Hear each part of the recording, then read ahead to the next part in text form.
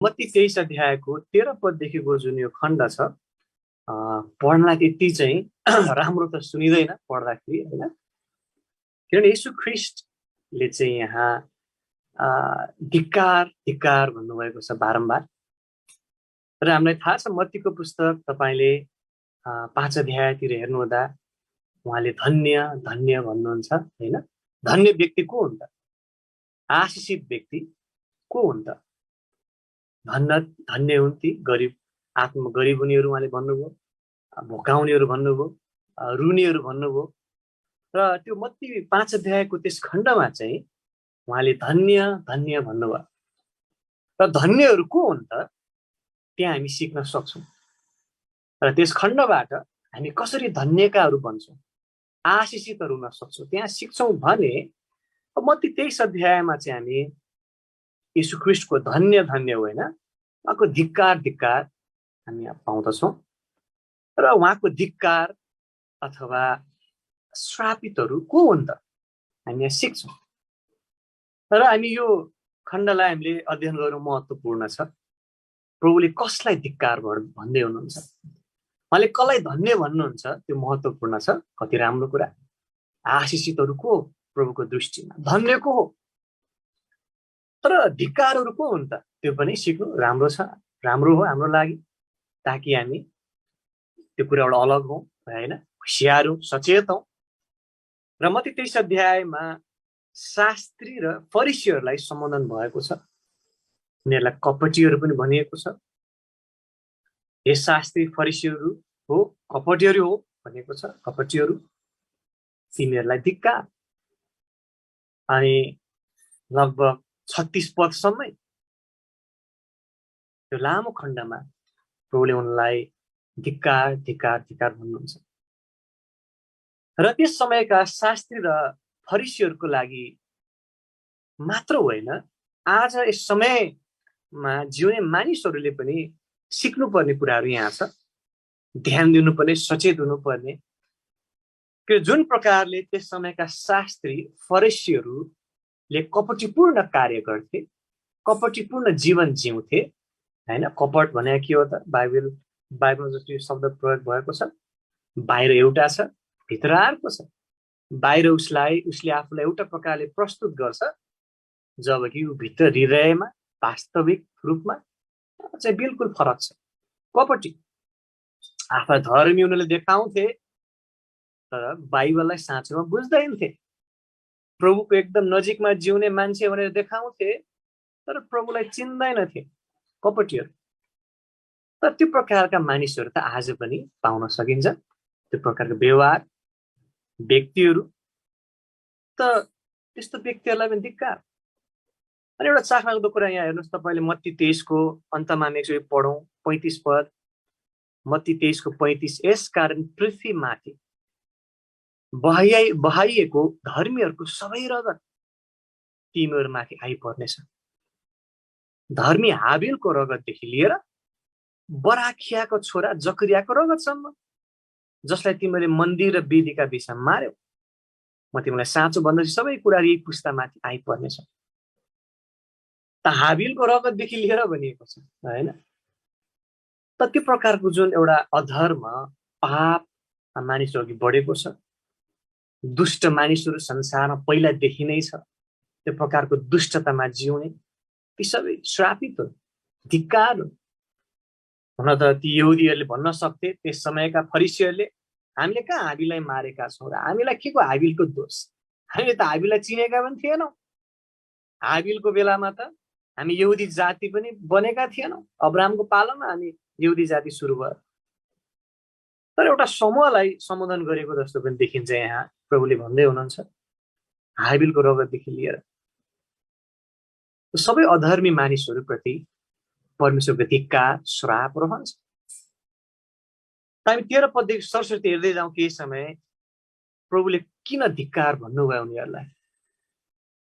13 पद, तर हे शास्त्री र फरिसीहरू कपटीहरू, तिमीलाई धिक्कार, किनभने कारण छ, किनभने तिमीहरू मानिसहरूका निम्ति स्वर्गको राज्य बन्द गर्दछौ, कि न त तिमीहरू आफै भित्र पस्छौ, न त पस्नेहरूलाई भित्र पस्न दिन्छौ। त्यस्ता खालका मानिसहरू थिए ती शास्त्रीहरू। शास्त्री भनेको धेरै बाइबल पढेका, धेरै बाइबल बुझेकाहरू, पुरा नियमलाई राम्ररी जानेका व्यक्तिहरू। त वचन जान्दैमा प्रभुलाई जान्छ भन्ने त ग्यारेन्टी रहेनछ। ती शास्त्रीहरू वचन राम्ररी जान्थे होला, कण्ठै पारेका थिए होला, प्रभुलाई तर चिन्दैन थिए। फरिसीहरू पनि त्यही। त उनीहरू त प्रभुलाई चिन्ने कुरा छोडिदिउँ, उनीहरूले यहाँ प्रभुले भन्नुहुन्छ प्रभुको आफ्नो शब्दमा मानिसका निम्ति स्वर्गको राज्य बन्द गर्छ। स्वर्गको राज्य प्रभुतर्फ मानिसलाई डोर्याउनुको सट्टा उनीहरू बाधक बनेका छन्। व्यवस्थाहरू, रीतिरिवाजहरू पालन गर्न लगाउँछन्। यस संसारकै रीतिरिवाजमा अन्धा बनाएर राख्छन्। सत्यता बुझ्दैनन्, बुझाउँदैनन्, उल्टै बाधा बन्छन्। अनि उनीहरूले त्यही गरे पनि। जहाँ जहाँ यीशु क्रिस्ट जानुहुन्थ्यो, मानिसहरू भिडका भिड उहाँको वचन सुन्न ढेला हुन्थे। र त्यहाँ फरिसीहरू, शास्त्रीहरू आइपुग्थे, उहाँको विरोध गर्थे, अनावश्यक प्रश्नहरू सोध्थे, मानिसहरूलाई भड्काउन चाहन्थे, स्वर्गको राज्य बन्द गर्थे। त्यस अर्थमा मानिसहरूलाई ख्रिस्टका आउनबाट वञ्चित गर्दथे। न उनीहरू आफै भित्र पस्थे, न अरूलाई भित्र पस्न दिन्थे। त्यो प्रकारको मानिसहरू आज पनि भेट्न सकिन्छ।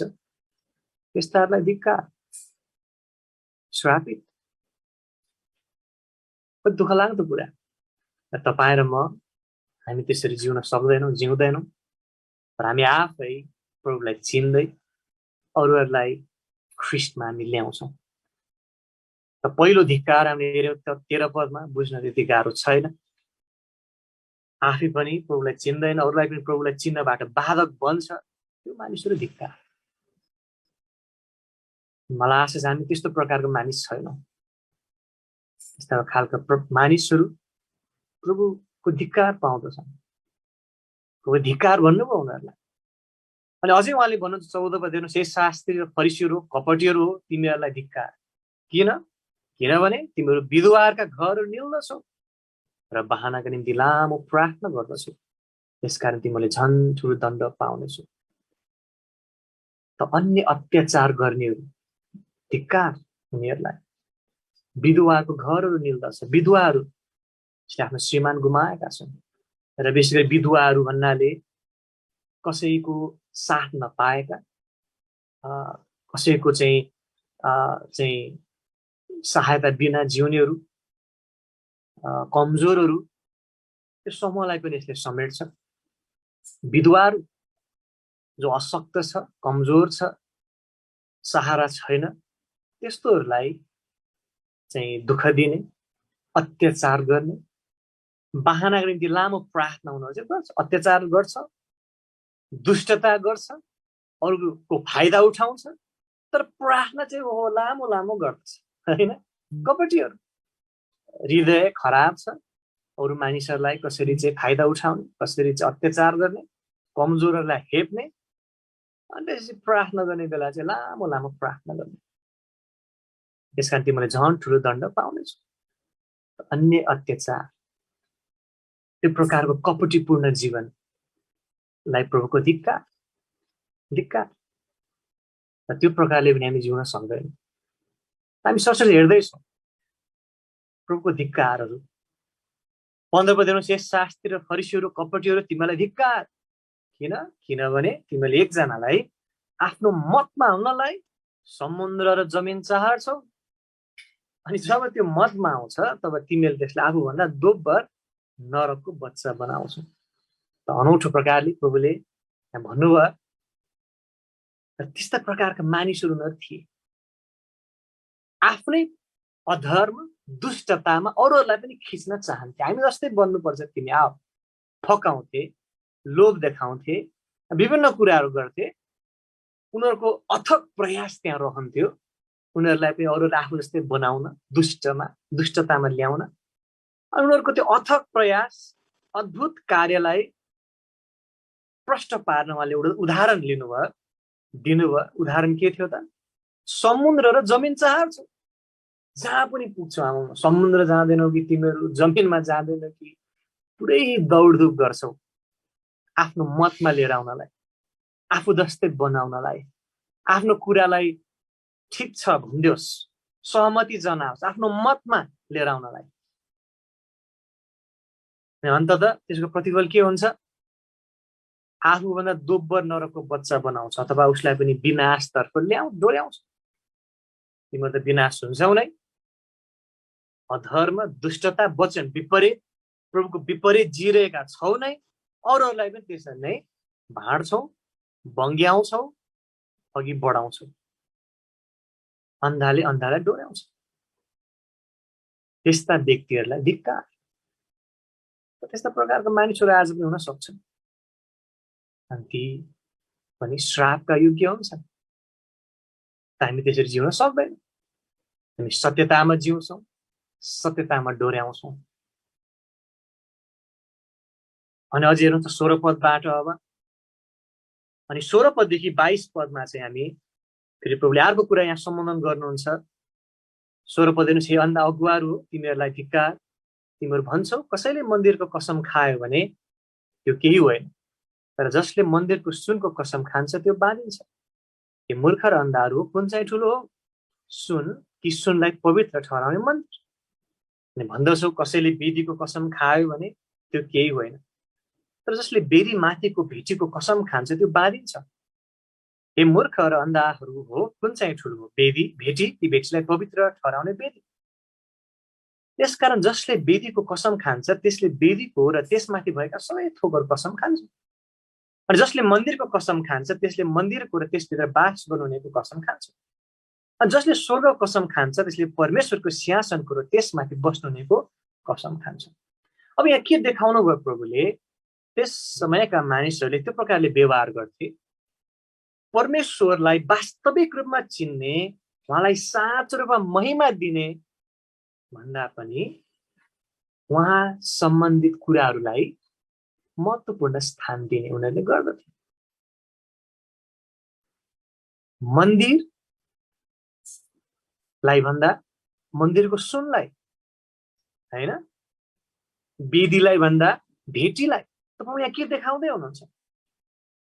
साँचो रूपमा साँचो हृदयले आराधना कसलाई दिने हो, त्यो भन्दा पनि एउटा रीति पूरा गर्ने कार्य मात्रै भएको छ।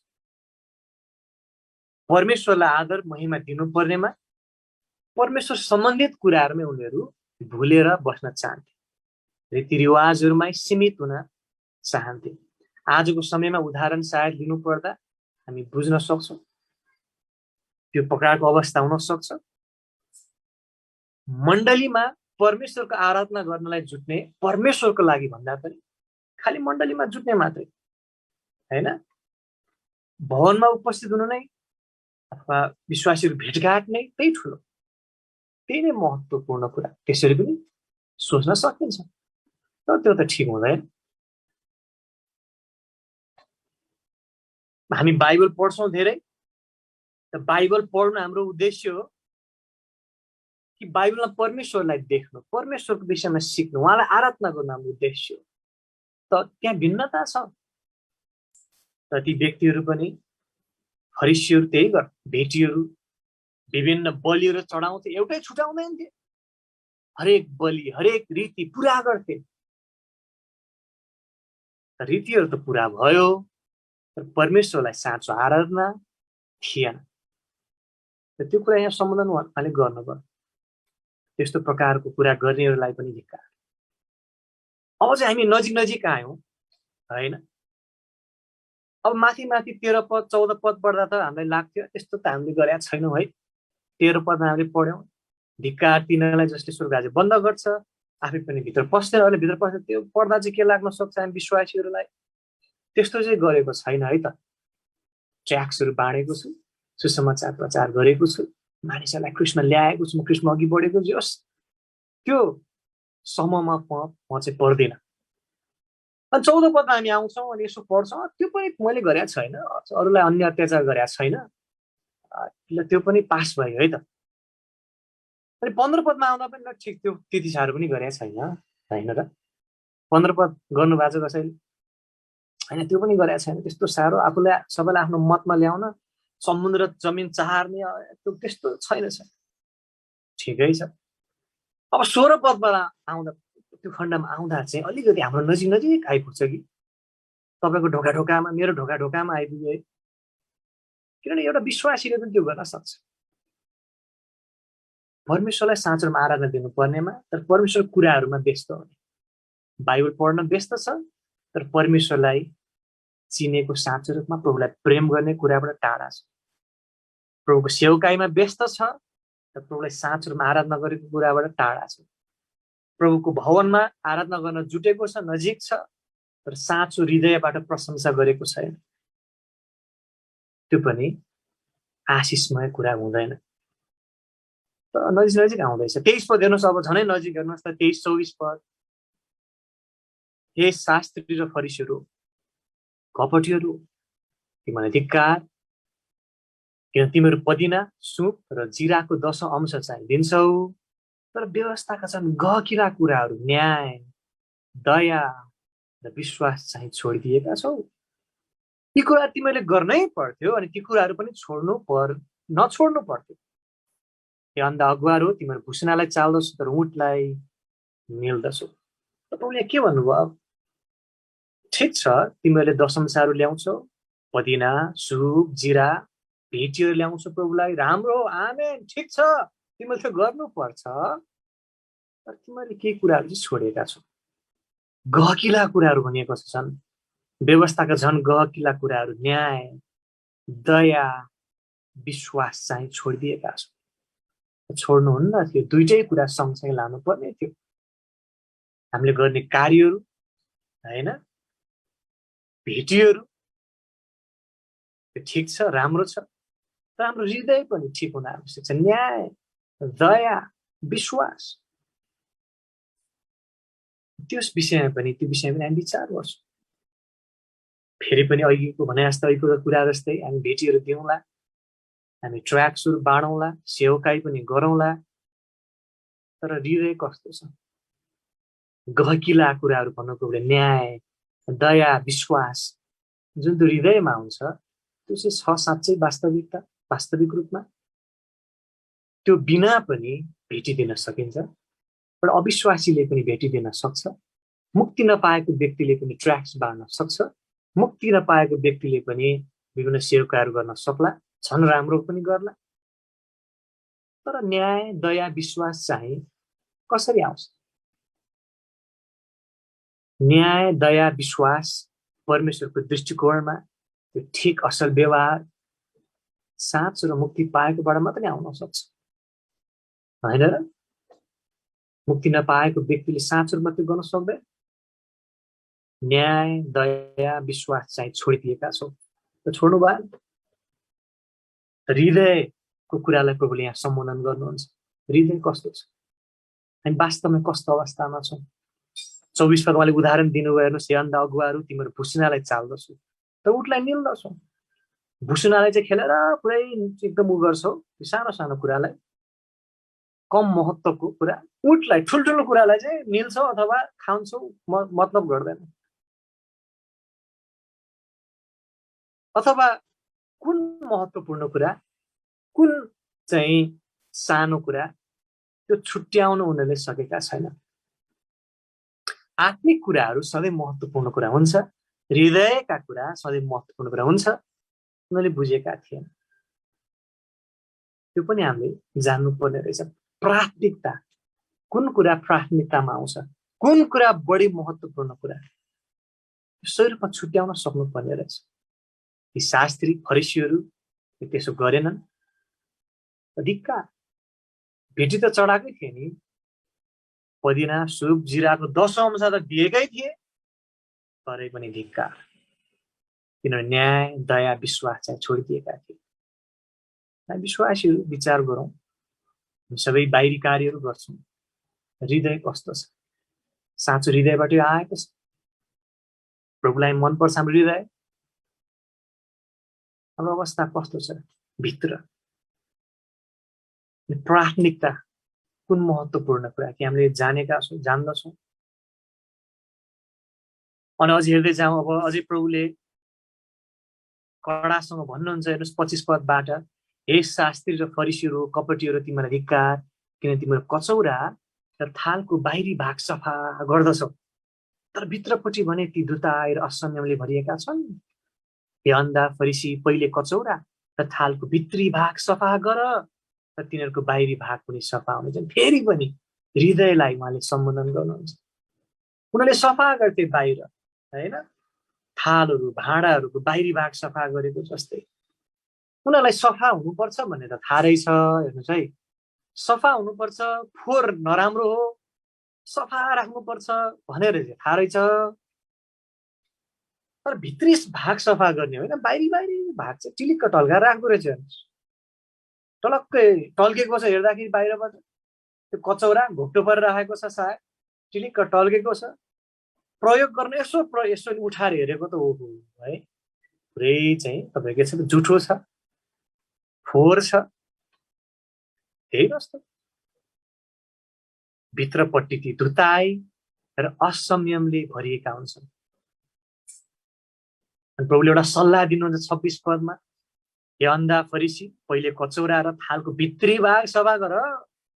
मेरो सल्लाह सुन साथी, भित्री भाग सफा गर र तिनीहरूको बाहिरी भाग पनि सफा हुनेछ। हृदय ठिक पार, बाहिर आफै ठिक हुन्छ। त बाहिर ठिक्क पार्ने, हृदय फोहोर राख्नेहरूलाई धिक्कार। 27 पद, हे शास्त्री र फरिसीहरू हो, कपटीहरू हो, तिमीलाई धिक्कार। किनभने तिमीहरू चुना लगाएका चिहानहरू जस्तो छौ। तपाईँलाई चिहान भनेर भन्दा कस्तो नराम्रो लाग्ला? राम्रो त लाग्दैन हामीलाई। तर ती फरिसीहरूको अवस्था साँच्चै दुष्टताले भरिएको थियो। प्रभुले भन्नुभयो, तिमीहरू चुना लगाएका चिहानहरू जस्ता छौ, जो चाहिँ बाहिरपट्टि साँच्चै सुन्दर देखिन्छन्, तर भित्री भाग चाहिँ मुर्दाहरूका हड्डीहरू सबै अशुद्धताले भरिएका हुन्छन्। यही प्रकारले तिमीहरू पनि बाहिरपट्टि चाहिँ मानिसहरूका सामने धर्मी देखा पर्दछौ, तर भित्रपट्टि चाहिँ तिमीहरू कपट र अधर्मले भरिएका छौ। चिहान जस्तो भनिदिनु भयो उहाँले। चिहान चिटिक्क बाहिर चुना लगाएको, सफा चिटिक्क कलर लगाएको, र भित्र चाहिँ हड्डीहरू, मरेका कुराहरूले भरिएको। त्यस्तो अवस्थामा जिउनेहरूलाई धिक्कार। हृदयलाई उहाँले जोड दिइरहनु भएको छ। कपटीहरू उनीहरू थिए, बाहिर एकदम धर्मी प्रकट हुन्थे, भित्रपट्टि चाहिँ कपट र अधर्मले भरिएका थिए। धिक्कार। त बारम्बार प्रभु त्यो देखाउनु भयो। हाम्रो हृदयको अवस्था के छ, त्यसको आधारमा हामी धन्य हुने कि धिक्कारको योग्य हो, त्यो हुने रहेछ। 29 पढ पनि हेरौँ। अब सरस्वती हामी हेर्दैछौँ, हे शास्त्री र फरिसीहरू र कपटीहरू, तिमीलाई धिक्कार, किन तिमीहरू भविष्यवक्ताहरूका चिहानहरू बनाउँछौ, धर्मीजनका कबरहरू सिँगार्छौ र भन्छौ, हाम्रा बाबु बाजेका जमानामा हामी हुँदाहुँ भविष्यवक्ताहरूको रगत बगाउन हामी उनीहरूसित सहभागी हुने थिएनौँ। यसकारण भविष्यवक्तालाई हत्या गर्नेहरूका सन्तान तिमीहरू हौ भनेर तिमीहरू आफैले आफ्नो लागि गवाई दिन्छौ। अब तिमीले चाहिँ आफ्नो बाबु बाजेको पाखीलाई भरिदेऊ। त उहाँले उनीहरूको कपटी व्यवहारलाई फेरि चाहिँ सम्बोधन गर्दै हुनुहुन्छ। तिमीहरू भविष्यवक्ताहरूको चिहान बनाउँछौ। अब हाम्रो भविष्यवक्ताहरू, हाम्रो धर्मीजनहरू चिहान बनाउँछौ, सिङ्गार पटार गरिदिन्छौ, पुरै सम्मान गरेको जस्तो गर्छौ, अनि भन्छौ हाम्रो बाबु बाजेले त उहाँहरूलाई चाहिँ दुःख दिए, हामीले त्यस्तो गर्दैनौँ भन्छौ। भयो तिमीहरूको आफ्नो मुखबाट तिमीले गवाई दियौ कि तिमीहरूको बाबु बाजेले भविष्यवक्ताहरूको रगत बगाएको रहेछ, तिमीहरू उनीहरूकै सन्तान हौ। अनि प्रभुले भन्नु 32 पद, तिमीहरू उनीहरूभन्दा फरक छैनौ। अब बाबु बाजेले जस्तै गर, पाथीलाई भरिदेऊ। त प्रभुले फेरि पनि उनीहरूको कपटी व्यवहारलाई यहाँ देखाउँदै हुनुहुन्छ, उजागर गर्नुहुन्छ, देखाइदिनुहुन्छ। उनीहरू मानिसहरू अगाडि ठिक्क राम्रो धर्मी देखा पर्थे, तर प्रभुले हृदयलाई जान्नुहुन्छ। हेर, मान्छेले रूप हेरेर निर्णय गर्छ, विचार गर्छ, परमेश्वरले हृदय हेर्नुहुन्छ। जब उहाँले शास्त्री फरिसीहरूको हृदय हेर्नुभयो, देख्नुभयो, कपटले भरिएको थियो, उनीहरूलाई धिक्कार धिक्कार। अनि हामी हरेकको शिक्षा पाठको लागि पवित्र आत्माले हामीले लिखित रूपमा दिनुभयो। त्यस्ता प्रकारका व्यक्तिहरू धिक्कारका योग्य हुन्छन्। कपट पूर्ण उनको व्यवहार। र अन्तमा 33 पदबाट हेर्नुहोस्, हे सर्पहरू विषालु साँपका सन्तान हो, तिम्रो नरकको दण्डबाट कसरी उम्कन सक्छौ त? यसकारण हेर, म तिमीहरू कहाँ भविष्य वक्ता, बुद्धिमान मानिस र शास्त्रीहरू पठाउँछु। तीमध्ये कतिलाई तिमीहरूले मार्नेछु र क्रुसमा टाङ्नेछु। तीमध्ये कतिलाई तिमीहरूले आफ्नो सभाघरहरूमा कोरा लगाउनेछौ र एक सहरदेखि अर्को सहरसम्म सताउनेछौ। यसकारण पृथ्वीमाथि बहाइएको धर्मीहरूको सबै रगत तिमीहरूमाथि आइपर्नेछ। धर्मी हाबिलको रगतदेखि लिएर बराखियाको छोरा जकरियाको रगतसम्म, जसलाई तिमीहरूले मन्दिर र वेदीका विषयमा मार्यो, म तिमीलाई साँचो भन्दछु, सबै कुरा यी पुस्तामाथि आइपर्नेछ। साँच्चै ती पुस्ताका यहुदीहरूले पनि ठुलो श्राप भोगेकै हो। राम्रो अवस्था भएन, आजसम्म इजरायली राम्रो अवस्थामा छैन। तर एक दिन प्रभुले उनीहरूलाई फिर्ता ल्याउनुहुन्छ र हामी देख्छौँ यसरी प्रभुका धिक्कारहरूलाई। चले मत्ती पुस्तकको 5 अध्यायमा धन्य प्रभुको धन्यहरू छन्। मत्ती 23 अध्यायमा प्रभुको धिक्कारहरू छन्। दुवैलाई हामीले पढ्नु, अध्ययन गर्नु, याद गर्नु राम्रो हुन सक्छ।